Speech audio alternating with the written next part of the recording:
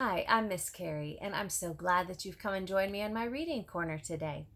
My pick for today is called You Are Special. Illustrations by Sergio Martinez, written by Max Lucado. The Wimmicks were small wooden people. All of the wooden people were carved by a woodworker named Eli. His workshop sat on a hill overlooking their village. Each Wemmick was different. Some had big noses, others had large eyes. Some were tall and others were short. Some wore hats, others wore coats, but all were made by the same carver and all lived in the village. And all day, every day, the Wimmicks did the same thing. They gave each other stickers. Each Wemmick had a box of golden star stickers and a box of gray dot stickers. Up and down the streets all over the city, people spent their days sticking stars or dots on one another. The pretty ones, those with smooth wood and fine paint, always got stars. But if the wood was rough or the paint chipped, the Wimmicks gave dots.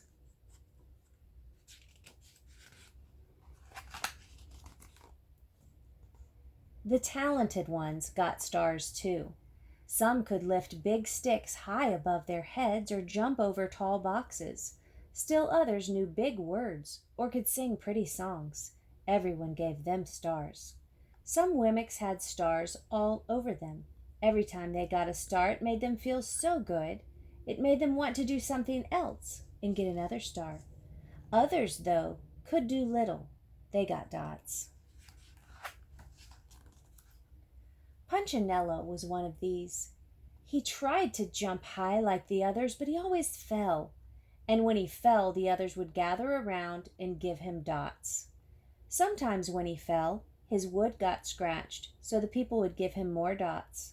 Then, when he would try to explain why he fell, he would say something silly, and the Wimmicks would give him more dots. After a while, he had so many dots that he didn't want to go outside. He was afraid he would do something dumb, such as forget his hat or step in the water, and then people would give him another dot. In fact, he had so many gray dots that some people would come up and give him one for no reason at all. He deserves lots of dots, the wooden people would agree with one another. He's not a good wooden person. After a while, Punchinello believed them. I'm not a good Wemmick, he would say. The few times he went outside, he hung around other Wimmicks who had a lot of dots. He felt better around them. One day, he met a Wemmick who was unlike any he'd ever met. She had no dots or stars. She was just wooden. Her name was Lucia. It wasn't that people didn't try to give her stickers, it's just that the stickers didn't stick. Some of the Wimmicks admired Lucia for having no dots, so they would run up and give her a star, but it would fall off. Others would look down on her for having no stars, so they would give her a dot, but it wouldn't stay either. That's the way I want to be, thought Punchinello. I don't want anyone's marks. So he asked the stickerless Wemmick how she did it. It's easy, she replied, or Lucia replied.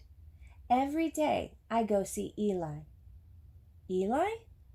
Yes, Eli, the wood carver. I sit in the workshop with him. Why? Well, why don't you find out for yourself? Go up the hill. He's there. And with that, the Wemmick who had no stickers turned and skipped away. But will he want to see me? Punchinello cried out. Lucia didn't hear. So Punchinello went home. He sat near a window and watched the wooden people as they scurried around, giving each other stars and dots. It's not right, he muttered to himself, and he decided to go see Eli.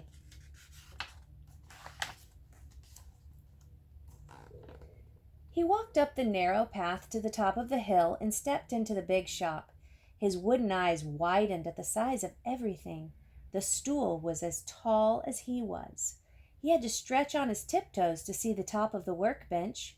A hammer was as long as his arm. Punchinello swallowed hard. "I'm not staying here," and he turned to leave. Then he heard his name. "Punchinello?" The voice was deep and strong. Punchinello stopped. "Punchinello, how good to see you! Come and let me have a look at you." Punchinello turned slowly and looked at the large bearded craftsman. "You know my name?" the little Wemmick asked. "Of course I do. I made you." Eli stooped down and picked him up and set him on the bench. The maker spoke thoughtfully as he looked at the gray dots. "Looks like you've been given some bad marks." "I didn't mean to, Eli. I really tried hard."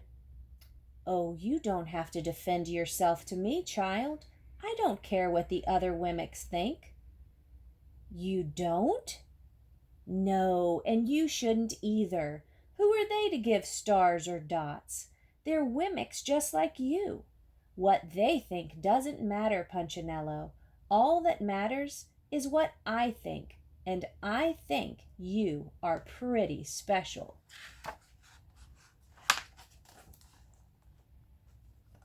Punchinello laughed. "Me special? Why? I can't walk fast. I can't jump. My paint is peeling. Why do I matter to you?" Eli looked at Punchinello, put his hands on those small wooden shoulders, and spoke very slowly. "Because you're mine. That's why you matter to me." Punchinello had never had anyone look at him like this, much less his maker. He didn't know what to say.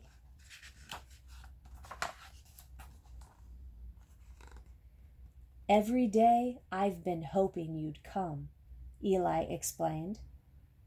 "I came because I met someone who had no marks," said Punchinello. "I know. She told me about you." "Why don't the stickers stay on her?" The maker spoke softly. "Because she has decided that what I think is more important than what they think. The stickers only stick if you let them." "What?" "The stickers only stick if they matter to you. The more you trust my love, the less you care about their stickers." "I'm not sure I understand." Eli smiled. "You will, but it will take time. You've got a lot of marks. For now, just come to see me every day and let me remind you how much I care." Eli lifted Punchinello off the bench and set him on the ground. "Remember," Eli said as the Wemmick walked out the door, "you are special because I made you, and I don't make mistakes." Punchinello didn't stop, but in his heart he thought, "I think he really means it." And when he did, a dot fell to the ground. The end. I hope you enjoyed that story, and I hope you, each and every one of you, know how special you are. Bye for now.